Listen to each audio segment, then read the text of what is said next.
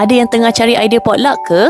Jom kita sama-sama belajar cara buat mini chocolate moist cake. Mula-mula sekali, satukan tepung gandum, serbuk koko, baking soda dan baking powder. Ayak ke semua bahan-bahan kering ni di dalam satu mangkuk dan gaulkan semua bahan sehingga rata. Dalam satu mangkuk lain, masukkan telur, gula perang, susu cair, minyak jagung, susu pekat, esen vanila dan garam. Kacau-kacau semua bahan ni sampai sebati. Bila dah sebati, masukkan semua bahan-bahan kering tadi dan gaul-gaul sampai rata. Masukkan adunan dalam 1/3 daripada bekas. Lepas tu, kukus adunan kek selama 15 minit. Sementara nak tunggu kek sejuk, kita sediakan topping dulu. Sediakan periuk yang ada air panas. Lepas tu letak bekas yang ada coklat ke atas dia. Masukkan butter dan susu cair. Lepas tu kacau-kacau semua bahan sampai coklat cair sepenuhnya. Letak 1 sendok coklat sos tadi ke atas kek dan taburkan sikit coklat sprinkles ke atas. Tutup bekas dan simpan kek kat dalam peti ais minimum 30 minit. Dah siap mini chocolate moist cake untuk potluck. Kek ni sedap sangat, lembut,